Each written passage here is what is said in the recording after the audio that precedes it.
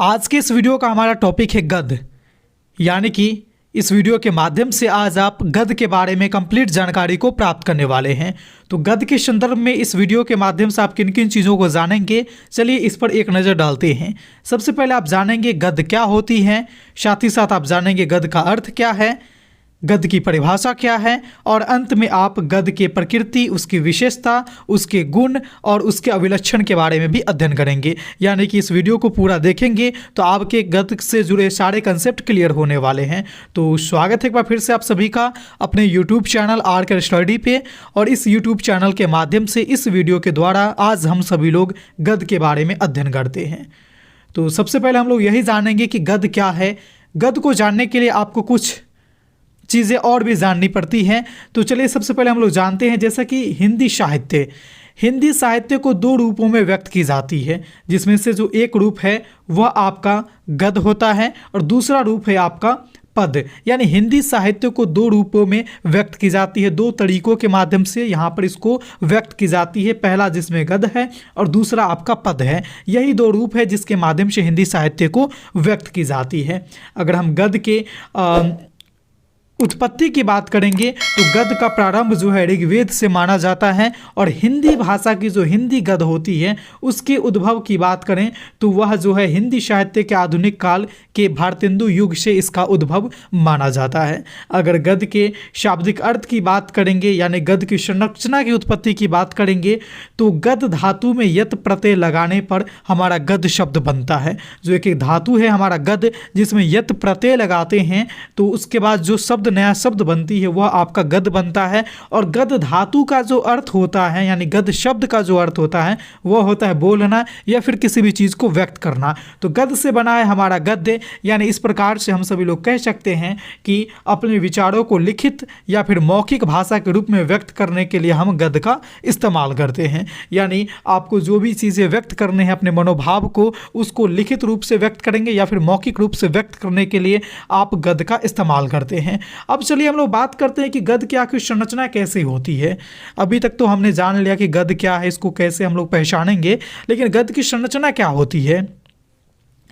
यदि आप किसी भी कक्षा के हिंदी की पुस्तक पढ़े होंगे तो उसमें आपको अनेकों चीज़ें देखने को मिलता होगा। जैसे अनेकों पाठ में, जैसे कोई पाठ में कविता है, कुछ में कहानियाँ रहती है, कुछ में दोहा रहती है, कुछ में एकांकी है, कुछ में निबंध है, कुछ में और भी कुछ रहती है। ठीक है, तो इन सभी पाठों को मिक्स करके एक बुक बना दिया जाता है और उस बुक में अनेकों तरह के ये सारे पाठ सम्मिलित किए जाते हैं। इसमें से आप कविता और दोहा जैसे पाठों को अलग कर लीजिएगा तो ये सब पाठ जो है पद कहलाते हैं, क्योंकि इसमें आप पाएंगे कि एक लय रहता है।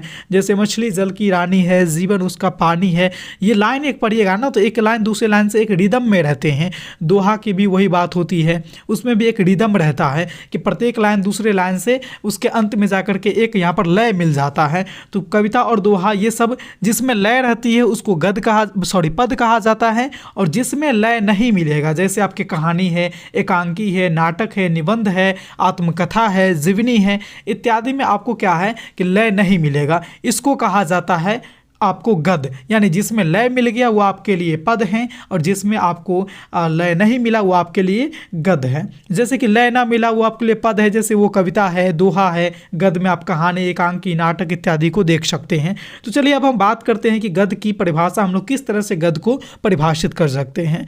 तो देखिए गद्य की परिभाषा मैंने यहाँ पर जो लिया है उसमें हमने ये बताया है कि वैसा वाक्यबद्ध रचना जो छंद, ताल, लय इत्यादि से मुक्त हो, जिसको पढ़ने के बाद रसानुभूति का एहसास नहीं होता हो, उसे गद्य कहते हैं। बहुत सारे बुकों में आपको अलग अलग तरह की परिभाषा देखने को मिलेंगे, लेकिन ये परिभाषा सब में उत्कृष्ट है क्योंकि इसमें आपको सारी बातों का मेंशन किया हुआ है। जैसे एक हमारा वाक्यबद्ध रचना होती है, जो भी गद्य है वो वाक्यबद्ध एक रचना होती है जिसमें आपको छंद, ताल, लय इत्यादि इसमें नहीं मिलेंगे आपको, यानी कि रसानुभूति नहीं होगी। कहते हैं ना कि उसकी बातें सुन करके एक उसकी बात बातों में रस है। कहने का मतलब कि एक आनंद आता है, ठीक है, एक मतलब कि संगीत में चीज़ों को आप सुनिएगा तो उसमें रस होती है, यानी वो एक दूसरे से एक लय में गाया जाता है। तो गद्य में आपका कोई भी लय नहीं होता है, यानी हम कह सकते हैं कि ये रसानुभूति का एहसास इसमें नहीं होता है। रसानुभूति का एहसास आपके पद में होंगे, जो अगले वीडियो में मैं आपको पद के बारे में कंप्लीट जानकारी दूंगा। तो फिलहाल इस वीडियो में गद्य के संदर्भ में ही जानिए।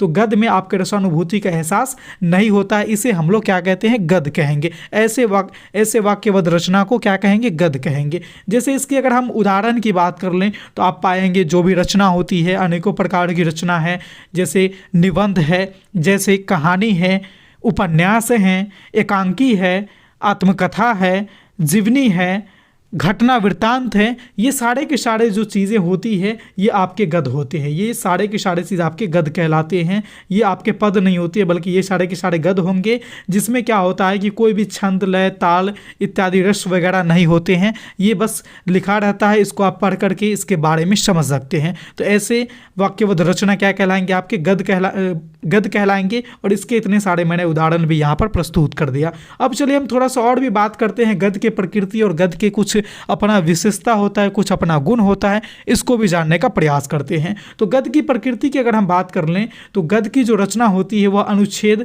अथवा पैराग्राफ में लिखा जाता है। अनुच्छेद, इसको ही पैराग्राफ कहते हैं, अनुच्छेद में लिखा रहता है। जैसे कहानी आप देख लीजिएगा, वो एक लाइन से लिखे हुए रहेगी आपको, जहाँ पर कभी कभी बीच में पैराग्राफ चेंज करी जाती है, नहीं तो एक लाइन से आपको लिखी हुई मिलेगी, ठीक है। इसको हम लोग कहते हैं गद्य। और गद्य की जो रचना करते हैं वे आपके लेखक कहलाते हैं। याद रखिएगा, ये क्वेश्चन कई बार पूछा भी गया है कि गद्य की रचना करने वाले आपके लेखक कहलाते हैं, ठीक है। कवि नहीं कहलाएंगे, कवि कविता की रचना करते हैं, यानी वो पद की रचना करते हैं। तो गद्य की रचना करने वाले आपके लेखक कहलाएंगे।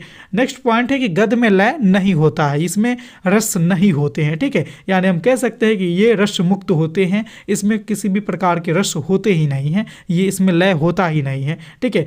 गद्य के वाक्य सरल एवं स्पष्ट होते हैं। पदों के अपेक्षा गद्य की जो वाक्य है वो सरल होती है, स्पष्ट होते हैं। इसमें आपको समझने के लिए ज़्यादा एफर्ट लगाने की जरूरत नहीं पड़ती है। आप आसानी से शब्दों को पढ़ करके, पूरे वाक्यों को पढ़ करके उसके अर्थ के बारे में जान सकते हैं। इसीलिए कहा गया है कि गद्य के वाक्य का अर्थ आसानी से हम लोग समझ सकते हैं, इसके अर्थों को आसानी से समझा जा सकता है। तो गद्य से जुड़े हुए यही सारे कुछ प्रमुख बातें थे, जिसमें मैंने आपको गद्य की उत्पत्ति, गद्य शब्द की संरचना, उसकी परिभाषा हो गए, उसके उदाहरण यानी कि प्रकार हो गए, और गद्य की प्रकृति, विशेषता, गुण इत्यादि का अध्ययन मैंने आज की इस वीडियो के माध्यम से आपको कराया। मुझे उम्मीद है कि ये सारे टॉपिक आपको अच्छे से समझ में आ गई होगी। अगर फिर भी किसी प्रकार की समस्या है तो आप हमें कमेंट के माध्यम से जरूर सूचित कीजिएगा। वीडियो कैसे लगी आप हमें ये बातें भी कमेंट के माध्यम से बताना नहीं भूलेंगे। और साथ ही साथ यदि आप हमारे चैनल पर पहली बार आए हैं, पहली बार इस वीडियो को देख रहे हैं, तो चैनल को सब्सक्राइब करके बेल वाले आइकन को भी दबा लीजिएगा, क्योंकि इस तरह की रोचक, महत्वपूर्ण और उपयोगी वीडियो मैं जब कभी भी अपलोड करूं तो उसका नोटिफिकेशन आप तक सबसे पहले पहुंच जाए। तो इस वीडियो में बस इतना ही था, फिर मिलते हैं अगले वीडियो में नए टॉपिक के साथ। तब तक ले देखते रहिए हमारे चैनल आर कर स्टडी को। धन्यवाद।